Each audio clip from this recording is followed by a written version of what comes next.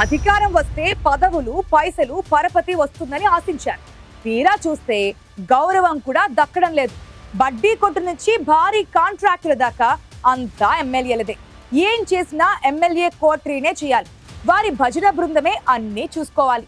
అసలైన నాయకులకు మాత్రం అవమానాలే. వెనక్కి తిరిగి చూసుకుంటే మిగిలింది అప్పులు, నిరాశ, నిస్పృహలే. అసలు ఎందుకు ఆ జిల్లాలో అలాంటి పరిస్థితి ఉంది? అక్కడి నేతల గోడు అధిష్టానం చెవిన పడిందా?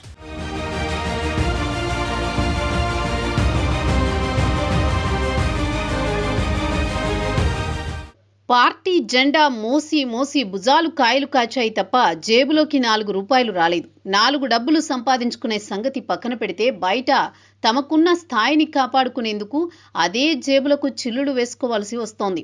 ఎందుకిలా జరిగింది అంటే కడుపు చించుకుంటే కాళ్ల మీద పడుతుందన్న సామెత చెప్పాల్సి వస్తోందట. ఎందుకంటే ఎవరి కోసమైతే నిన్నటిదాకా సర్వస్వం ధారపోసి కష్టపడ్డారో ఆ పార్టీ కోసమే కేసులు ఎదుర్కొని జైళ్ల దాకా వెళ్ళొచ్చారో అదే పార్టీ నుంచి, అదే నాయకుల నుంచి ఇబ్బందులు ఎదురవుతున్నాయట.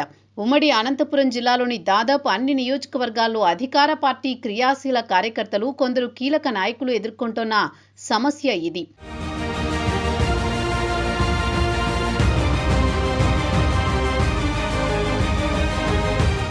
ఉమ్మడి జిల్లాలో ప్రస్తుతం 14 నియోజకవర్గాల్లో 13 చోట్ల టీడీపీ ఎమ్మెల్యేలే గెలిచారు. 2 ఎంపీ స్థానాలు కూడా టీడీపీ ఖాతాలోకే పడ్డాయి.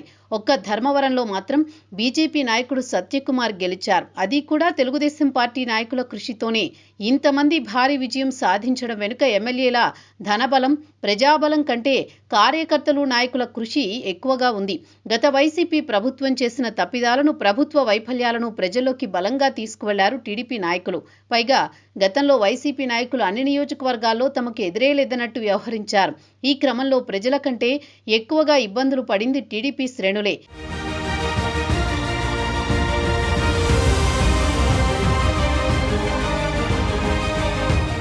గత వైసీపీ ప్రభుత్వంలో ప్రస్తుతం ఉన్న టీడీపీ ఎమ్మెల్యేల్లో ఇబ్బందులు పడ్డవారు ఒకరిద్దరే కానీ నియోజకవర్గానికి కనీసం 20 నుంచి 30 మంది నాయకులు ఎన్నో సమస్యలు, సవాళ్లు ఎదుర్కొన్నారు. ప్రభుత్వంపై పోరాడడమే కాకుండా లోకల్ నాయకులను ఎదుర్కొనేందుకు ఎన్నో ఇబ్బందులు పడ్డారు. పార్టీ కోసం కష్టపడ్డ నాయకుల్లో చాలా మంది ఆర్థికంగా తీవ్రంగా నష్టపోయారు. టీడీపీలో కీలకంగా ఉన్న నాయకుల ఆదాయ వనరులను దెబ్బతినేలా గతంలో వైసీపీ నాయకులు వ్యవహరించారు. అధికార బలంతో టీడీపీ నేతల వ్యాపారాలు, ఇతర కార్యకలాపాలకు ఎక్కడికక్కడ బ్రేకులు వేశారు. దీంతో 5 ఏళ్ల పాటు ఆర్థికంగా ఇబ్బందులు ఎదుర్కొన్నారు.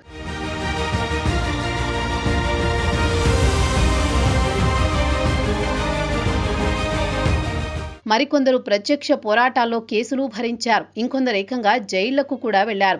తాడిపత్రి మున్సిపల్ చైర్మన్ జేసీ ప్రభాకర్ రెడ్డి, ప్రస్తుతం ఎమ్మెల్యేగా ఉన్న ఆయన కుమారుడు అశ్మిత్ రెడ్డి తప్ప ఓ స్థాయి ఉన్న నాయకులెవరూ జైళ్లకు వెళ్లలేదు. కానీ ద్వితీయ శ్రేణి నాయకులు మాత్రం జైలు పాలయ్యారు. కోర్టుల చుట్టూ తిరుగుతున్నారు. పార్టీ కోసమే ఈ కష్టాలన్నీ భరించారు. అధికారంలోకి వస్తే కష్టాలన్నీ తీరిపోతాయనుకున్నారు. టీడీపీ అధికారంలోకి వచ్చాక తమ జీవితం మారిపోతుందనుకున్న నేతలు చాలా మంది ఉన్నారు. వైసీపీ హయాంలో ఆర్థికంగా నష్టపోయిన చాలా మంది పార్టీ అధికారంలోకి వస్తే మళ్లీ కాలు చెయ్యి కూడదీసుకుంటామని భావించారు. ఆశించినట్లే టీడీపీ అధికారంలోకి వచ్చింది. రికార్డు స్థాయి సీట్లు సాధించింది. ఇంకేముంది, కష్టాలన్నీ తీరిపోతాయని నేతలు ఆశపడ్డారు.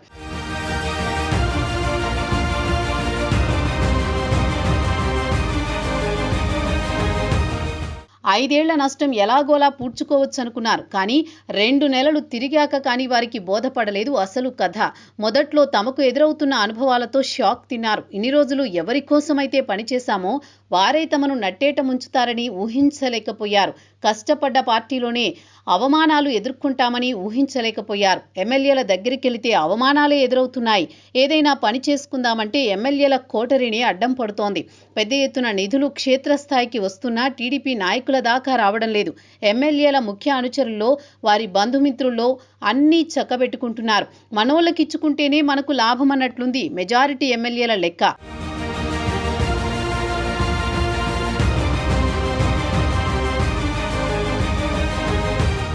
ఉపాధి హామీ పనులు మొదలుకొని భారీ స్థాయిలో జరిగే కాంట్రాక్టుల దాకా అన్ని ఎమ్మెల్యేలకే దక్కాలి. చిన్న డ్రైనేజీ వేసినా ఎమ్మెల్యే వర్గానికి భాగం ఉండాలి. దీంతో అధికారంలోకి వచ్చాక ఆర్థికంగా నిలదొక్కుంటామనుకున్న నాయకులు జేబులు చిల్లులు పెట్టుకోవాల్సి వస్తోందట.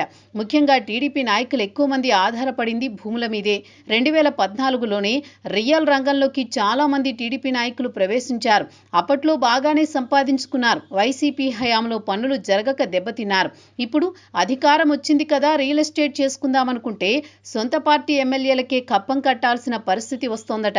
ముఖ్యంగా ఉమ్మడి అనంతపురం జిల్లాలోని 2 నియోజకవర్గాల్లో భారీ స్థాయిలో భూదోపిడీ జరుగుతోందని కోడై కూస్తోంది. వైసీపీ హయాంలో ₹1 అడిగారు కదా, మన పార్టీ ఉంది కాబట్టి 80 లక్షలు ఇవ్వండి చాలని పెద్ద మనసుతో కాస్త డిస్కౌంట్ మాత్రం ఇస్తున్నారట. ఇన్నాళ్లు పల్లకీలు మోస్తే అధికారంలోకి వచ్చాక తమ వీపు ఎక్కుతున్నారంటూ ఆగ్రహం వ్యక్తం చేస్తున్నారు అధికార పార్టీ నేతలు.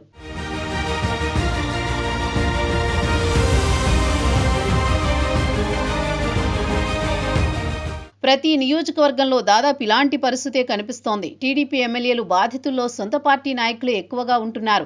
దీని మీద ఫిర్యాదు చేసినా అధిష్టాన పెద్దలు పెద్దగా పట్టించుకోలేదన్న ఆరోపణలు వినిపిస్తున్నాయి. డబ్బు సంపాదించుకోవడం సంగతి పక్కన పెడితే కీలకమైన పదవులు కూడా తమ కోటరీకే ఇస్తున్నారట. ఎమ్మెల్యేలు పదవులు వచ్చిన వారు కూడా ఆనందంగా ఉన్నారా అంటే అదే లేదు. ఆ స్టేటస్తో ఇంకాస్త చేతి చమురు వదులుతోంది కొందరికి. పార్టీలో ఇలాంటి పరిస్థితి చూడాల్సి ఉంటుందని తామెప్పుడూ ఊహించలేదని చాలా మంది నాయకులు వాపోతున్నారు. వారి అసంతృప్తి మరింత పెరిగితే స్థానిక సంస్థల ఎన్నికల్లో అధికార పార్టీకి ఇబ్బందులు తప్పేలా లేవు.